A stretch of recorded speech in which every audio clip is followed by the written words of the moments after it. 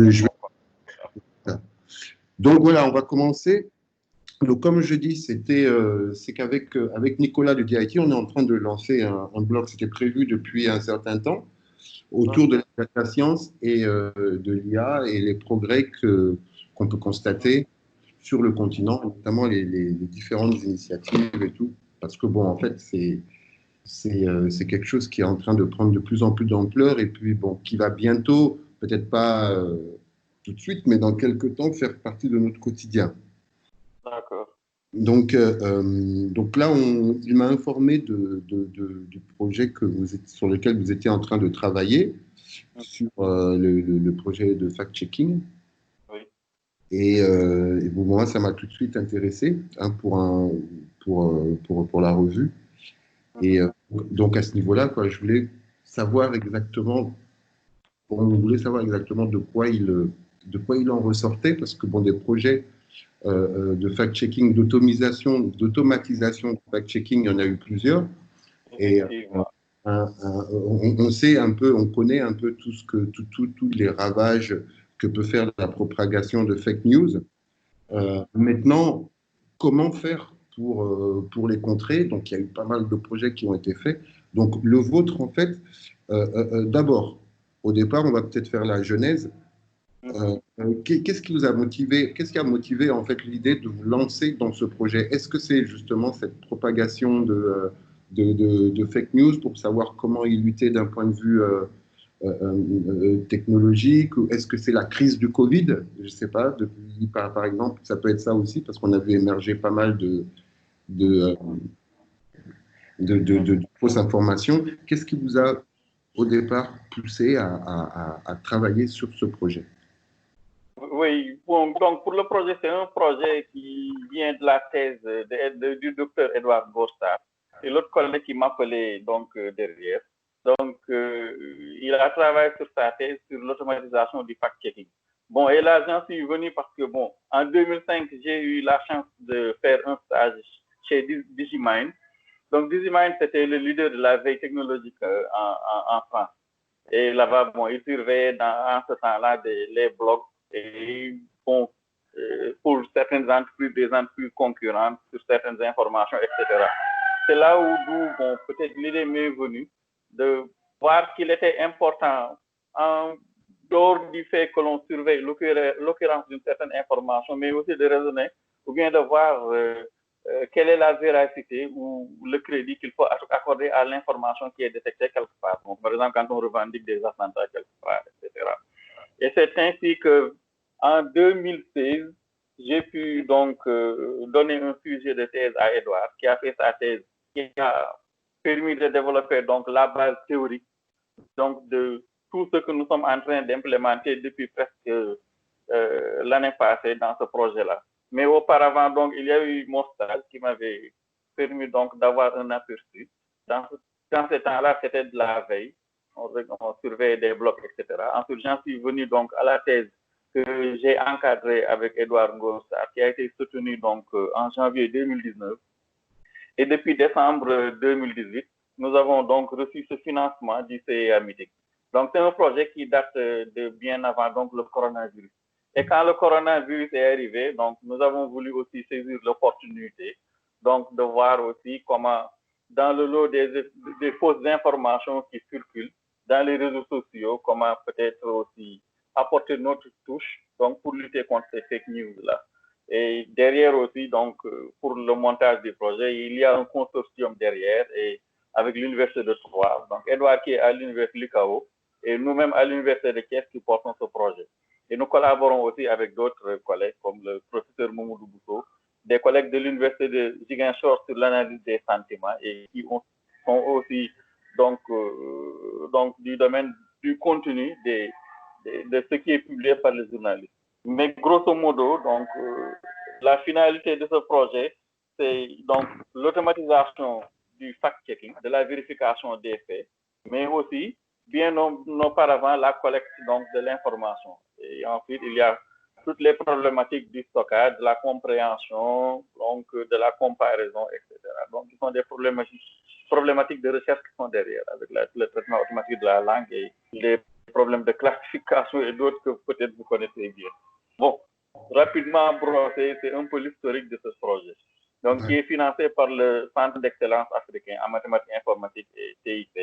Et donc, le financement a pris fin depuis le 11 mars 2020, mais nous continuons à y travailler. Voilà.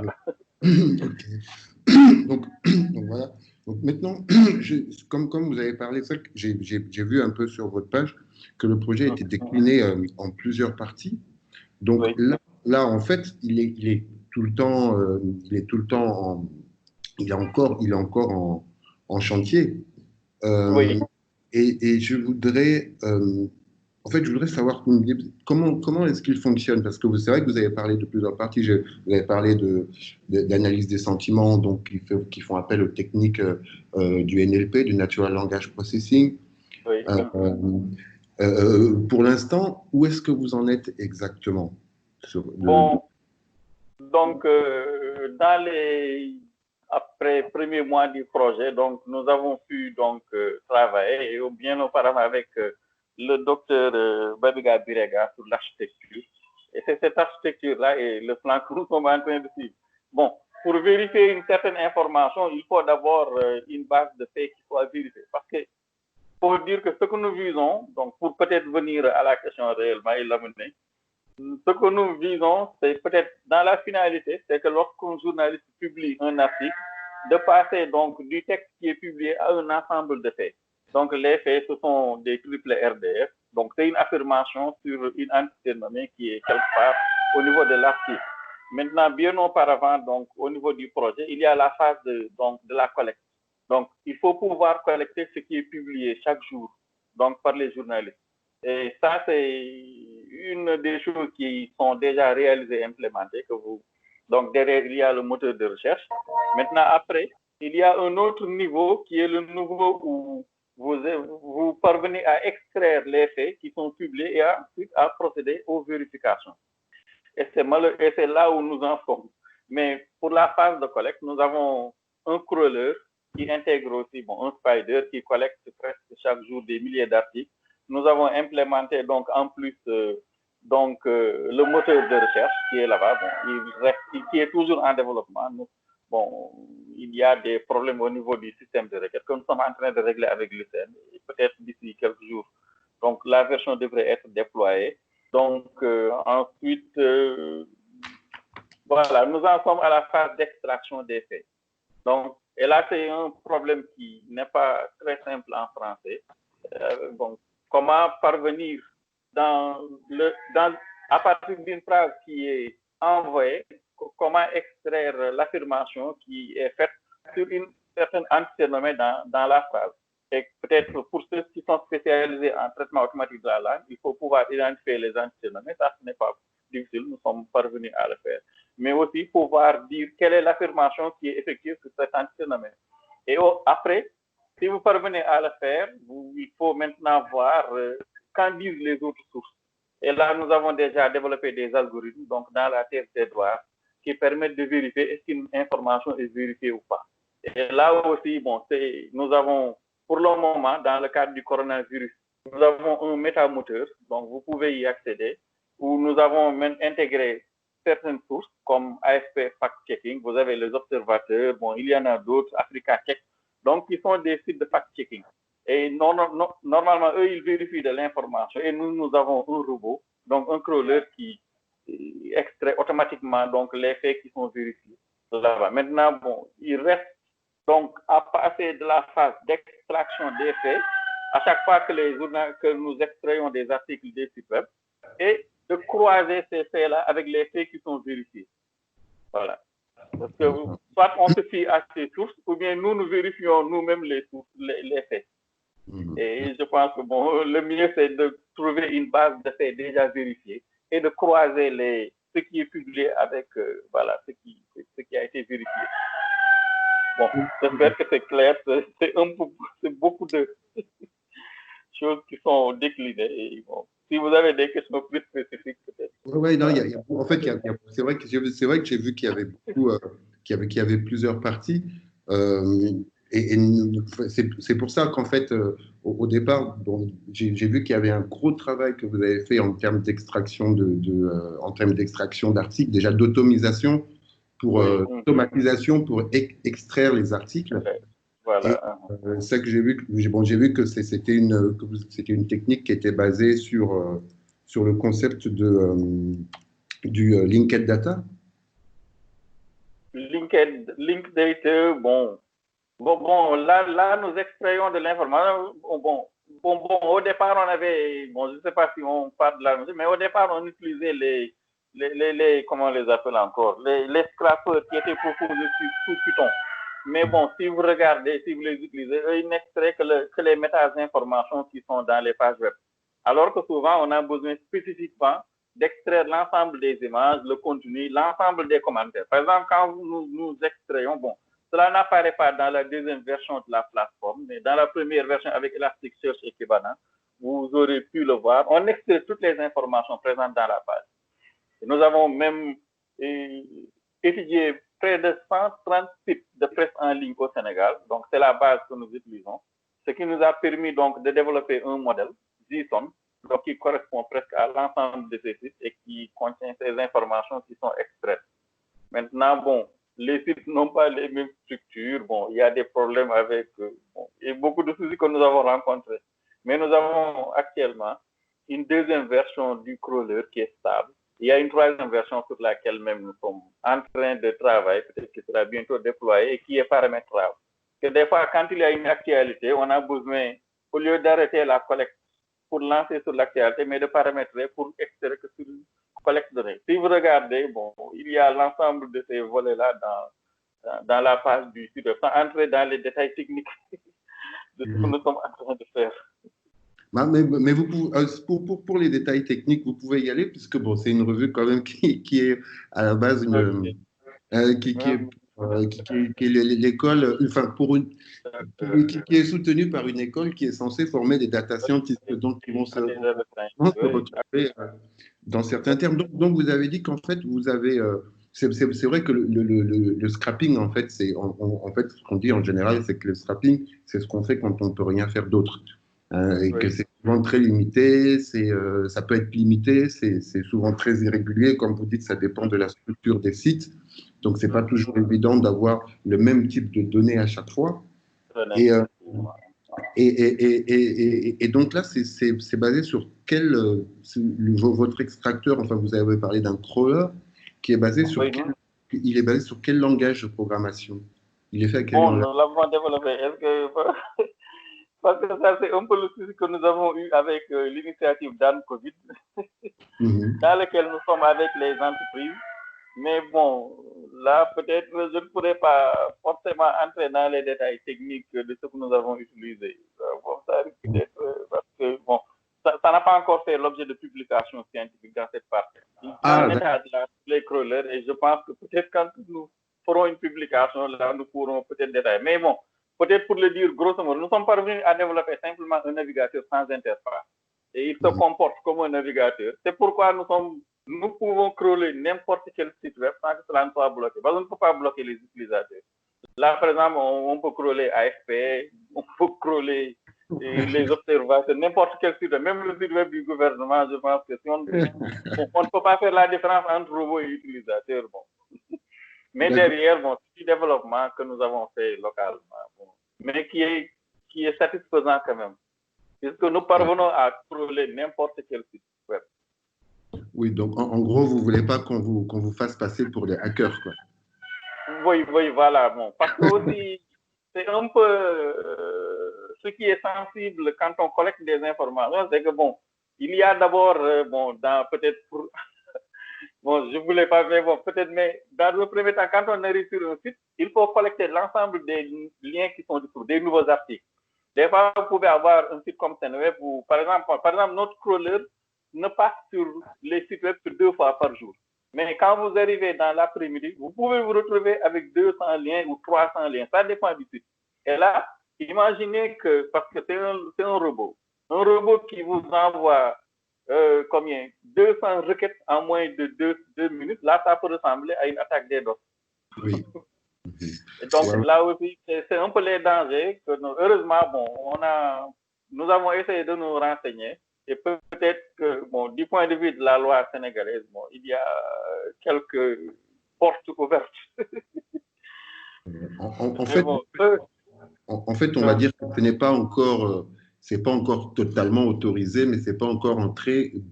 Enfin, ce n'est pas interdit, mais voilà. mais ce n'est pas encore entré dans les mœurs. Voilà, ce n'est pas. Et aussi, il y a aussi l'autre aspect qui est la propriété intellectuelle. C'est un journaliste qui est payé quelque part, qui écrit son article, nous récupérons le texte, nous exploitons, que nous achetions quelque part. C'est pourquoi même dans la nouvelle version de la plateforme, nous avons préféré n'afficher que les résumés des articles et de créer, mettre un lien pour que l'utilisateur soit redirigé dans le moteur de recherche que vous avez actuellement. Donc là aussi, ce sont des questions qui sont là et on n'aimerait pas peut-être se retrouver avec des problèmes éventuellement liés à la propriété intellectuelle. Il y a aussi les commentaires que les utilisateurs font. Actuellement, nous sommes capables, notre robot est capable de vous sortir tous les commentaires que les utilisateurs font par rapport à un article. C'est par exemple sur ces aspects-là que les collègues de Ziguinchor travaillent, sur l'analyse de sentiments dans les commentaires. Et là aussi, ça intéresse beaucoup de monde. Donc, certains même, je ne vais pas énumérer ici, qui nous ont approchés et qui permettent donc, voilà, et qui s'intéressent à ce qu'on raconte dans les commentaires et qui est indicatif. Surtout que, bon, nous ciblons un ensemble de sites. Il y a des sites qui traitent de l'actualité nationale, d'autres de l'actualité régionale. Et là où, bon, vous avez des commentaires souvent comme il y a un site là, dans le sud du pays, qui est un site indépendantiste, où vous avez des commentaires qui sont assez tranchés. Là aussi, bon, on retrouve aussi des sites de ce genre qui méritent d'être surveillés. Et là aussi, bon, des problèmes de la vie privée et d'autres qui sont liés. Ouais, donc voilà, oui, vous vous basez essentiellement sur les sites d'information traditionnels, on va dire, en essayant, en faisant une classification, propagande, site de fact-checking, site d'inter. Est-ce que vous faites ce genre de classification, en fait? Oui, nous avons un ensemble. Il y a des sites qui sont reconnus comme des sites de fact-checking, comme Africa, ASP, comme il y a un volet au niveau de Radio-Canada et d'autres. Là, c'est des sites que nous avons classés comme sites de fact-checking. Voilà, sites de fact-checking, mais ils font de la vérification manuelle, quoi. Notre objectif, c'est d'automatiser cette vérification. Vous avez aussi une autre catégorie de sites. Là, ce sont les sites de presse en ligne, mais au Sénégal pour le moment. Et là, nous en avons ciblé c'était 130 au départ, mais depuis, bon, il y a des sites qui ne sont que des sites de recopie, qui finissent par disparaître. Par exemple, après les élections présidentielles, beaucoup de sites ont disparu. Presque une vingtaine de sites ont sauté. Ou bien, ce sont des sites qui existent, mais où l'information n'est plus mise à jour. Ça aussi, c'est des aspects qui sont là. Mais nous avons pour le moment deux catégories. Il y a les sites de presse en ligne au Sénégal et vous avez les sites de fact-checking. Et là, nous nous en servons pour vérifier de l'information. Voilà, pour voir de l'information qui a été vérifiée. Parce que des fois, les journalistes reprennent une certaine information donc, pour la publier alors que l'information a été vérifiée. Par exemple, c'est le cas de l'autre là. Il y a une information qui circule actuellement sur WhatsApp ou Facebook avec un agent du FBI qui a été arrêté par les policiers américains alors qu'il n'est même pas agent du FBI. Et des fois, si vous regardez cette occurrence de l'information, vous le retrouvez dans certains sites de presse en ligne. Et donc, nous, notre objectif dans cette classification, c'est de croiser ces deux types d'informations. Ok, d'accord. Il faut me dire, moi je suis, vous comprenez les enseignants, nous sommes trop bavards. Non, mais allez-y, franchement. N'hésitez pas à me canaliser parce que. Non, mais moi j'écoute avec intérêt parce que, bon, là, je fais une petite parenthèse. Lors du bootcamp au DIT, comme j'avais expliqué, dans mon projet de sortie, mon projet de fin de camp, c'était justement un fake news detector. Donc, j'étais parti sur pratiquement dans ce que vous me dites. J'essaye, en fait, si vous voulez, de simplifier pour les personnes qui vont lire et qui ne connaissent pas forcément comment ça fonctionne. Mais j'ai aussi été confronté à ces problèmes de collecte et tout. Bon, moi, je n'avais pas de robot. C'était du scrapping sur la base de Beautiful Soup. Voilà, bon. Donc, c'était assez compliqué. C'était Tout à fait. c'était assez compliqué. Après, je suis passé directement aux techniques du NLP. Mais, mais bon, étant tout seul et puis devoir faire ça sur une durée de 10 jours, donc tout ce que j'ai pu faire, c'était calculer. Ah, ok, oui, c'est Voilà. vrai. Donc, C'est vrai que effectivement, vous avez raison. donc par contre, ce que j'ai vu là, c'est que vous mettez, ouais, comme vous avez dit, vous mettez à disposition donc de ceux qui vont sur la plateforme des fichiers en plusieurs formats. Je crois que c'est en CSV, en HTML et puis en PDF, c'est ça? Voilà, surtout, normalement, oui, oui. Normalement, bon, l'objectif, donc, comme je l'ai dit au départ, c'est une plateforme de collecte et d'agrégation de données. Parce que, bon, en fait, peut-être l'un des objectifs les plus importants, c'est de mettre à disposition donc des chercheurs. Il y a d'autres collègues qui travaillent donc sur l'analyse des sentiments dans les sites là, de presse en ligne ou bien sur les réseaux sociaux, mais qui ont besoin de ces données-là. Parce que, par exemple, quand Edouard faisait sa thèse, bon, la difficulté principale qu'on avait pour exécuter les algorithmes de vérification automatique des faits, c'est que nous ne disposions pas de faits journalistiques. Et là, l'un des objectifs de ce projet, c'est d'avoir donc ce corpus-là de textes massifs qui sont publiés par les journalistes. Actuellement, nous avons plus de 150 000 articles uniques. Bon, quand on compte les doublons, bon, ça fait beaucoup plus que cela. Et l'objectif, c'est de proposer donc pour chaque article, donc aussi bien donc le titre, le contenu, auteur, date de publication, les likes, les dislikes, etc., au format JSON. Comme cela, bon, les collègues chercheurs qui font de l'analyse de sentiments ou bien qui veulent croiser des informations ou suivre comment évolue l'information, bon, qui font des tâches pourront l'utiliser. Mais il y a normalement une fonctionnalité qui permettra au finish donc de télécharger le contenu d'un article ou bien d'avoir un site au format JSON. Et il y a aussi bon, d'autres fonctionnalités que pour le moment nous n'avons pas encore déployées, mais qui permettront à tout utilisateur qui vient de pouvoir demander de récupérer le contenu d'un site web donc qui est peut-être indexé par notre robot au format JSON. Voilà. Donc, en fait, vous avez pratiquement répondu à la question que j'allais vous poser, c'est-à-dire que le projet est également fait dans un esprit de collaboration, ce qui manque terriblement, surtout sur le continent, que les données soient justement partagées pour pouvoir permettre à d'autres chercheurs de pouvoir travailler sur le même projet que vous, mais de pouvoir développer eux aussi Voilà. leur propre recherche et tout ça, et d'avoir du matériel. Voilà. Parce que aussi, c'est quelque chose dont nous avons souffert quand Edouard faisait sa thèse.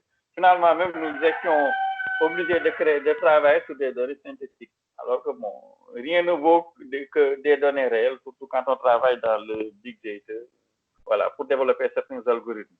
Mais c'est dans l'optique surtout de pouvoir récolter ces données, mais de les proposer à disposition des chercheurs. Maintenant, nous aussi, ces données vont nous servir à faire de l'automatisation du fact-checking. Parce que dans l'algorithme, bon, vous pouvez regarder dans les publications que nous avons effectuées, il y a des sources, voilà. Par exemple, vous avez Sénéweb, vous avez Siba, bon, les sites de presse en ligne, qui sont des sites qui proposent de l'information. Maintenant, bon, derrière aussi, comme le fait Decodex, si vous regardez sur le site du Monde, chaque Ouais. site qui publie a son niveau de fiabilité qui est calculé. Donc là, nous l'avons déjà publié. Et dans ce cas, donc, ce qui permet, bon, quand on exécute l'algorithme, de voir quel est le niveau de confiance que l'on donne à une certaine information que Sénégal publie par rapport à la même information ou la fiabilité qu'accordent à cette information les autres sites. Écoutez, j'ai l'impression que vous anticipez sur la plupart de mes questions parce que j'allais aussi vous parler de Décodex du Monde que je connais bien aussi. J'ai vu qu'il y avait des sites, j'ai vu qu'il y avait un ou deux sites sénégalais qui étaient épinglés sur Il y a Décodex. l'ERAL, je pense, hein, au moins, et il y a un autre site, oui. Ouais, et qui doivent Normalement, être... ce sont des sites qui sont même intégrés à nos algos là. Mais malheureusement, bon, comme je vous l'ai dit, là où nous en sommes, et nous sommes bloqués là-bas, voilà, en anglais, il n'y a pas de problème. C'est simple d'extraire de passer d'une phrase à un triple RDF. Mais en français, il y a des phrases avec des tournures. Ouais. Voilà, et des formats qui ne sont pas simples à transformer en triple RDF, sujet, prédicat, objet. Alors que nous, les faits, là, nous les modélisons tels quels. Bon, nous sommes parvenus à développer un extracteur pour le moment. Et ça va nous permettre d'avancer en utilisant Stanford NLP. Bon, c'est dans le détail de ce que nous utilisons. Mais qui dans les phrases simples, au moins, permet d'extraire les faits. Mais bon, nous espérons rapidement dépasser ce pays-là et pouvoir voir bon, quelle est la performance réelle que notre algorithme de fact-checking a donc face à des données réelles. D'accord. Ben justement, on en vient toujours, on enchaîne sur la langue en fait. La langue ici, vous avez parlé de la langue, la difficulté de faire cet exercice-là en français, parce que bon, c'est vrai que moi-même, quand je travaillais sur ce type de projet, j'ai remarqué qu'il y avait énormément de facilité, si vous voulez, de travailler sur des sources anglophones, et que les sources francophones, même quand on veut entrer dans les détails d'un pré-processing NLP, on reste assez limité, quoi. Hein. C'est pas très facile. Mais au Sénégal, il se pose un autre problème. C'est le problème du Wolof. Oui, c'est ce que nous rencontrons dans les commentaires. Il y a même plus que le Wolof. Là, par exemple, quand on essaie d'exploiter le commentaire, c'est là où nous avons quelques difficultés aussi. Bon, heureusement, bon, il y a le docteur Morindiaï qui a encadré un thésard, qui a même fait quelques mois chez nous. Et là, je pense qu'il y a des solutions qui peut-être ont été implémentées. Donc, pour pouvoir peut-être essayer de gérer ce problème. Mais c'est un problème qui est là. Vous avez du français qui est mélangé à du Wolof, du Toucouleur, de l'anglicisme. Des fois, bon, certains qui écrivent même en mettant de la sonorité des mots. Tout ça, ce sont des problèmes qui sont là et qui rendent difficile l'automatisation du fact. Et je pense actuellement, personne n'est parvenu réellement à automatiser cette histoire-là. Oui, là, pour l'instant, ça reste encore des tentatives. Et tout ce qu'on peut, si je peux dire sans me tromper, tout ce qu'on peut, est-ce qu'on pense que tout ce qu'on peut atteindre, c'est essayer d'atteindre le taux le plus haut taux de fiabilité sans dire totalement que ça c'est juste, ça c'est pas, ça c'est faux. Je ne sais pas si vous voyez un peu, parce que même, comme on dit, même en français, il y a des tournures de phrases qui sont compliquées à interpréter. On peut très bien, notamment dans les négations, dans l'utilisation des négations. Oui, effectivement. Il y a tellement de problèmes ouverts là-bas. Bon. De toute façon, nous avons déjà un thésard qui travaille dessus. Et qui, je pense que il y a d'autres sujets, d'autres stagiaires qui sont dessus. L'autre volet aussi que j'ai oublié d'énumérer, sur lequel nous avons travaillé avec le professeur Bousso, c'est aussi comment avoir un robot chatter. Il est bien d'avoir un ensemble de faits, ou bien d'avoir un contenu, mais il faut qu'il y ait un système intelligent qui puisse dialoguer avec l'utilisateur qui arrive. Et là aussi, nous avons travaillé sur un robot chatter, donc avec le professeur Bousso et un étudiant sortant de l'African Institute of Mathematical Science, donc pour le développement d'un robot chatter. Bon, il y a une version qui est rudimentaire et qui est à améliorer, qui a été proposée. Là aussi, c'est un problème qui est ouvert. Comment avoir un contenu massif et avoir donc une entité intelligente qui puisse permettre de dialoguer avec l'utilisateur à partir du contenu textuel. Là aussi, de manière intelligente. C'est pas une chose facile. Pour l'être humain, c'est simple. Et pour une intelligence artificielle, c'est pas comme. Je pense que j'avais même vu une compétition Kaggle, voilà, qui visait donc cette problématique-là et qui est ouverte. Okay. Pour dire que nous sommes dans des problèmes qui des fois où on ne sait même pas comment où donner la tête. Ouais, ben c'est toujours bien d'être, parce que j'ai vu qu'il y avait une équipe, que l'équipe se composait pas uniquement de professeurs, mais qu'il y avait aussi des étudiants et tout, et que c'est, Effectivement. ouais, mais c'est toujours ça. Et est-ce que vous avez, est-ce que vous avez approché des journalistes par rapport pour ce projet-là, ou est-ce qu'ils sont clairement mis à l'écart, ou est-ce que comment ça se passe avec les journalistes? Est-ce que vous avez sensibilisé justement bon, est-ce qu'il est nécessaire même de les sensibiliser? Qu'est-ce que vous pensez justement de cette relation qui pourrait peut-être exister entre le data scientist, si je peux le dire comme ça, et l'homme de médias, l'homme de presse dans dans ce type de projet? Est-ce qu'il peut y avoir un pont à établir selon vous? Oui, oui, effectivement, il y a un pont à établir parce que aussi l'outil est créé aussi bien pour l'utilisateur simple que pour les journalistes. Parce que l'un des objectifs aussi, ce serait dans la finalité que lorsqu'un journaliste, c'est même pourquoi il y a le moteur peut-être de recherche sur le contenu de la presse, c'est qu'avant de publier une certaine information, d'offrir le choix à l'utilisateur ou bien même aux journalistes d'avoir une vue sur tout ce qui a été publié, par exemple sur Macky Sall, ou bien sur une thématique donnée. Cela peut servir d'input à la rédaction d'articles, mais aussi de vérification éventuelle. Et c'est là où on parle même, je pense, de data journalisme. Voilà. Avant que le journaliste ne rédige quelque chose, qu'il puisse procéder à certaines vérifications, par exemple, ou bien voir aussi qu'est-ce qui a été rédigé sur cette thématique par d'autres journalistes. Parce que des fois aussi, quand on regarde bon, par une classification bête même, vous pouvez regarder dans le lot des 150 000 qu'il y a des thématiques qui reviennent tout le temps. Et vous avez malheureusement aussi une certaine duplication de l'information. Bon, c'est ce qu'on appelle, nous, le chemin de propagation de l'information. Moi, je publie l'information à premier.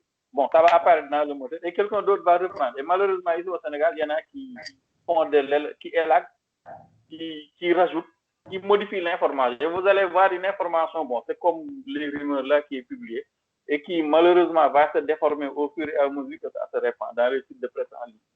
Là aussi, c'est des applicatifs que vous allez voir peut-être dans les prochaines versions. Bon, vous allez voir, par exemple, quand quelqu'un lance une information, comment l'information est modifiée. Des fois, c'est volontaire, bon, d'autres, je ne sais pas, bon, par inattention ou d'autres. Mais au début du projet, il y a un journaliste qui est membre du projet, Hassan, je ne sais pas, je perds la tête, qui est un journaliste d'Africa Tchèque.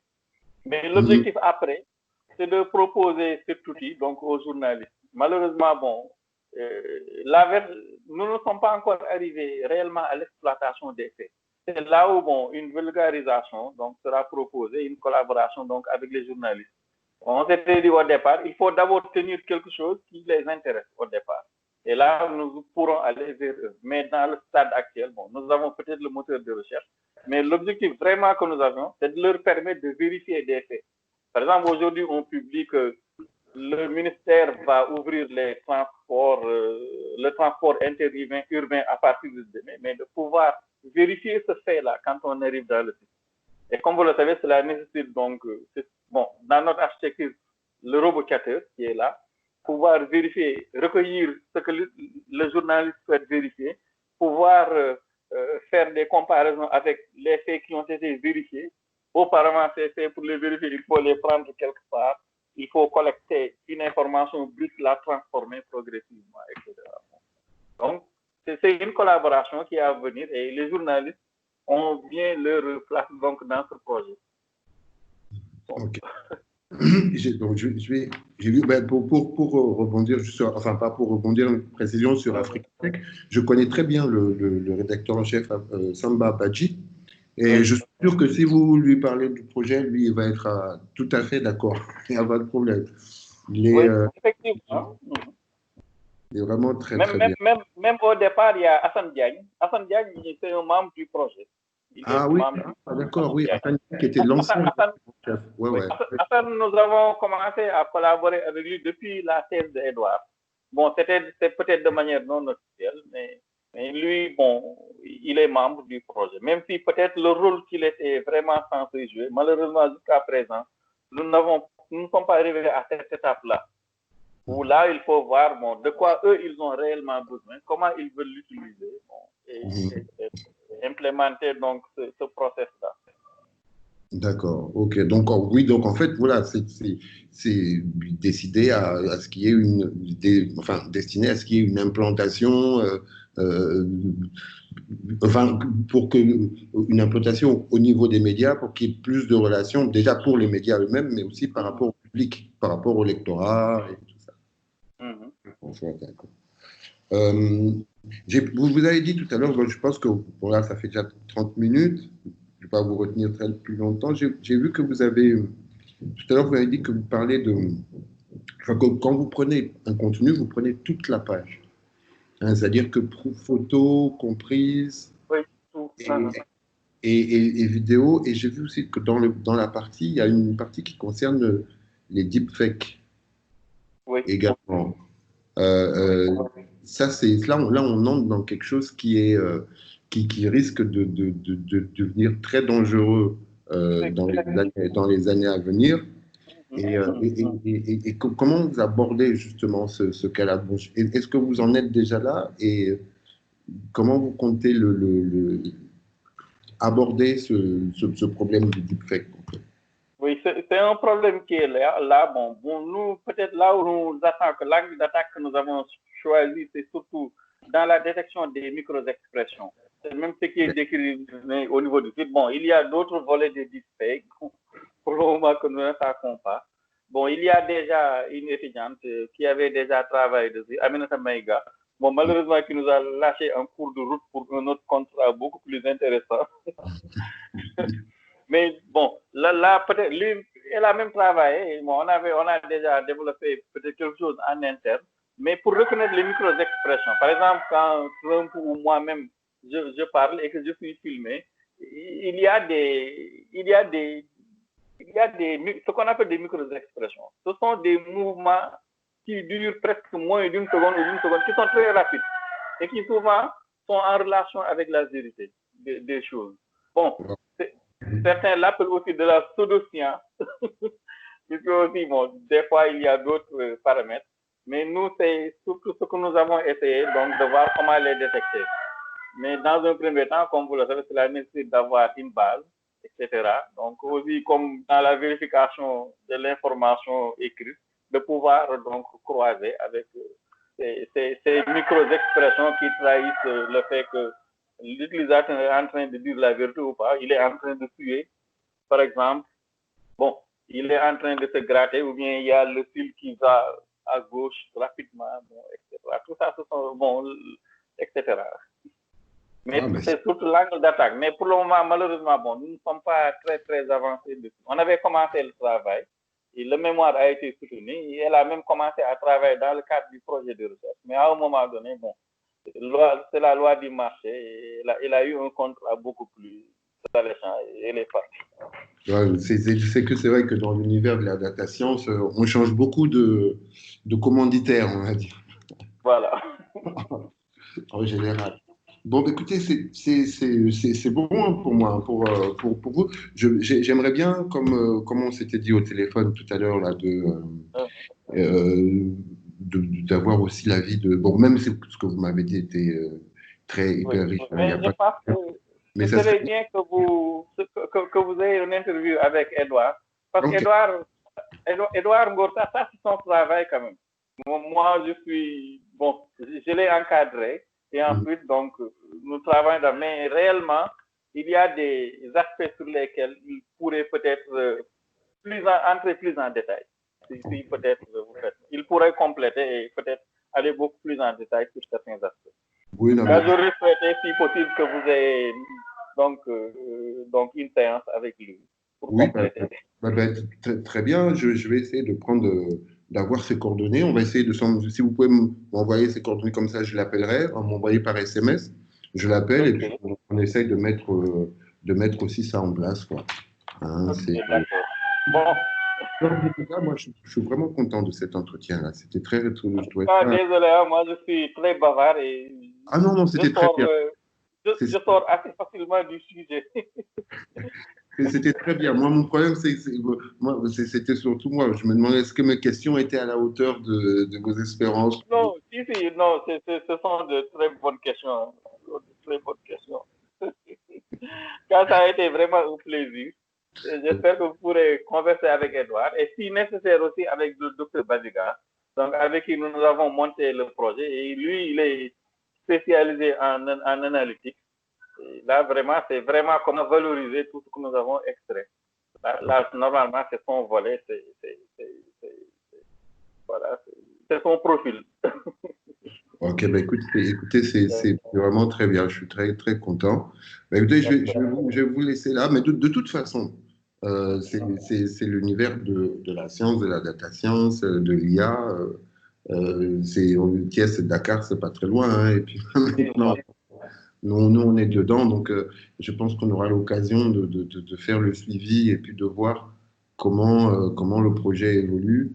Et puis, et surtout, ce qui est important, et là où vous m'avez, où je suis vraiment satisfait, c'est de mettre cette mise à disposition des données.